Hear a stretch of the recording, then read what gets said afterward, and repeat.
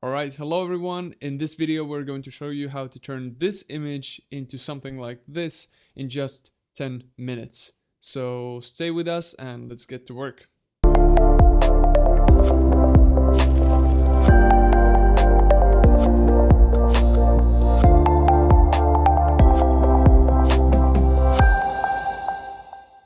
Alright, so we're going to be creating a nice e-commerce image from this starting point.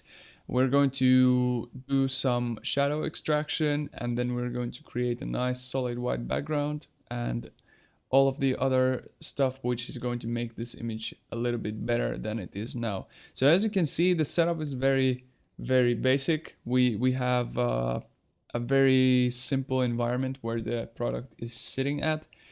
We have quite a good shadow which we could use but as its own, and then we're going to also change the background to solid white, adjust the colors a little bit and just make the product pop a little bit more. Of course, clean some scratches and etc. This will be quite a quick tutorial to save time, so let's try to do that. I already started by doing some pathing on the product. So I usually do all my pathing with pen tool. This took me something around 5 minutes, but I didn't want to bore you with the pen tool, so I just left one single path which was undone to demonstrate the usage of pen tool. Quite simple tool to use once you get the gist of it. Kind of need to practice on a couple objects before you feel the ease of use, let's say, and then it just becomes very routine for you. I suggest to use this tool over any other selection tool just because it's so superior compared to everything else.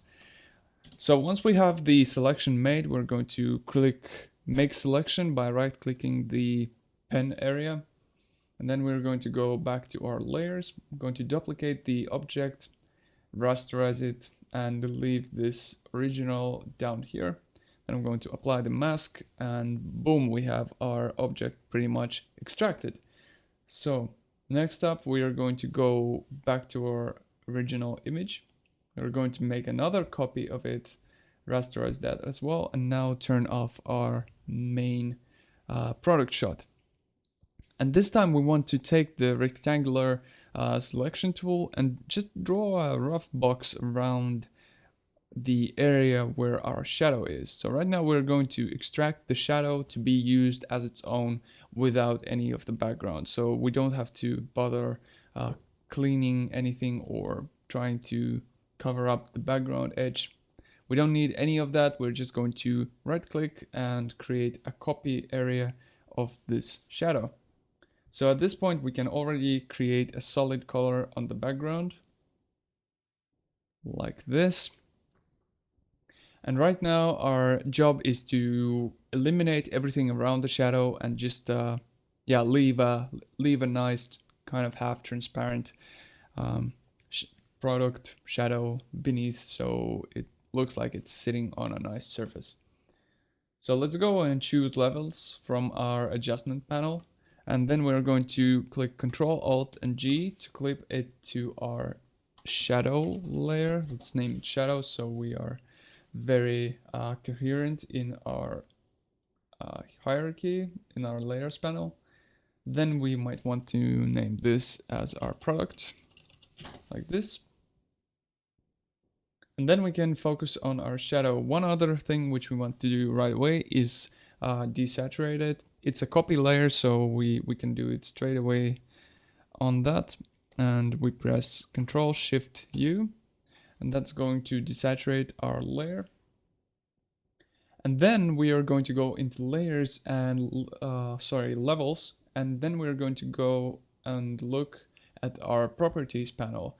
The properties panel is going to tell us some of the histogram of the shadow layer. So we're going to pull our highs just on the tip, quite somewhere over here. And then we're going to kind of try to push and eliminate most of the dark area without losing these details. So right here I start losing them, so I don't want to go further than something around this area. As I said, usually it's the highest spike in the histogram. And now we're going to merge these two together. So I'm going to press Control E on this level.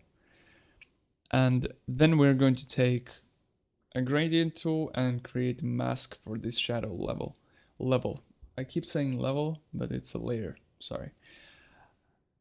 After that, we're going to use our gradient tool with the black color on the mask to eliminate some of the area in the background, kind of like this.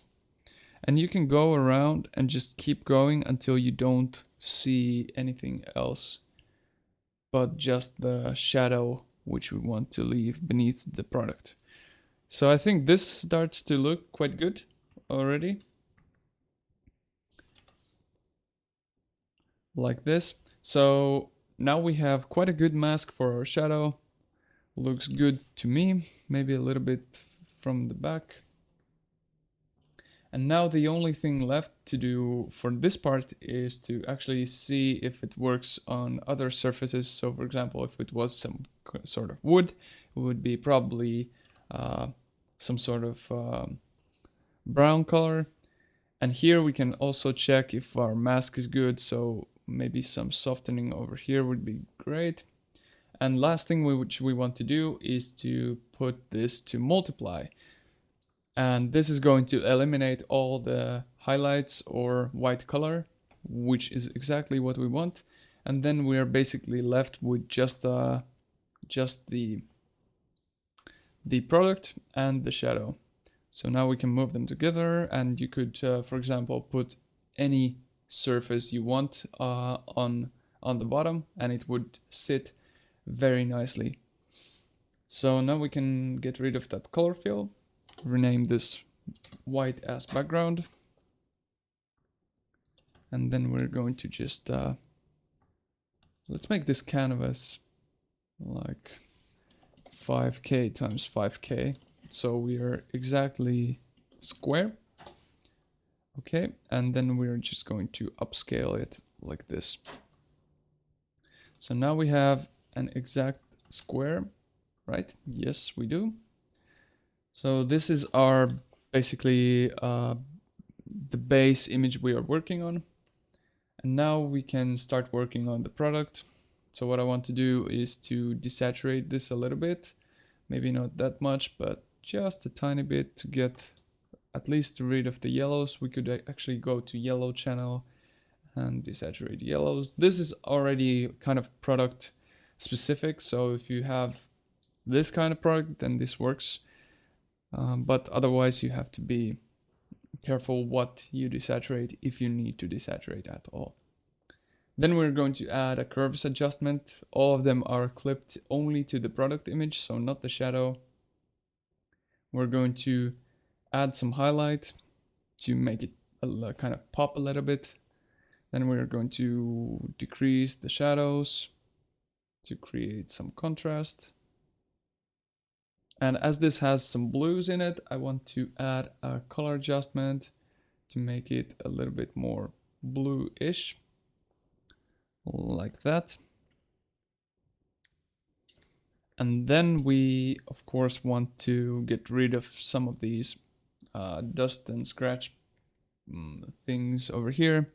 So what I like to do when removing some of the bigger imperfections is to squint my eyes a little bit, and then I just go over the areas which are affected, and I use a spot healing brush over here,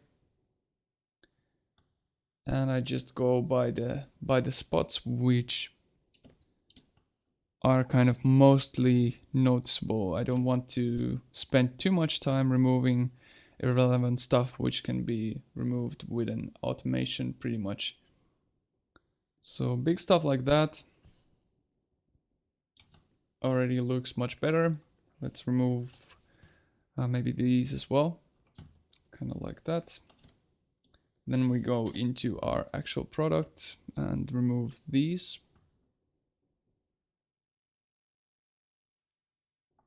Like that. That big scratch. These things over here.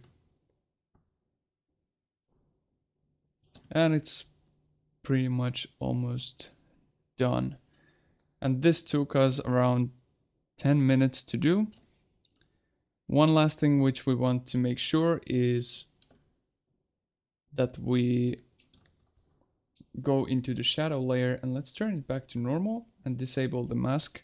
So over here we want to kind of go in, and with current layer turned on, just stamp the inner part even so slightly under the product, so we can avoid the kind of weird line going over there. So now we can move back to multiply, turn on the adjustments, and here you have it.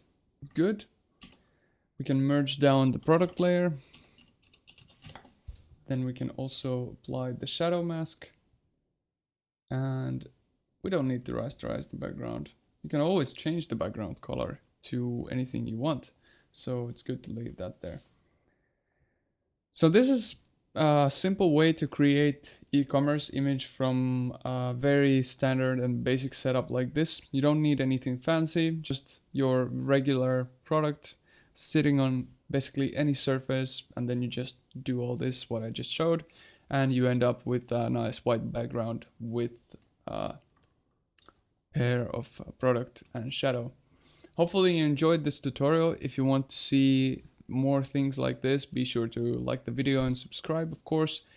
And if you want to learn more of my retouching techniques, please check out my new course, Mastering Product Retouching, where I teach all of my daily routines, which I use in product retouching from beginner to advanced levels. I will link the course in the description, so you don't have to go searching for it. Yeah, that's it. So thank you for watching and take care.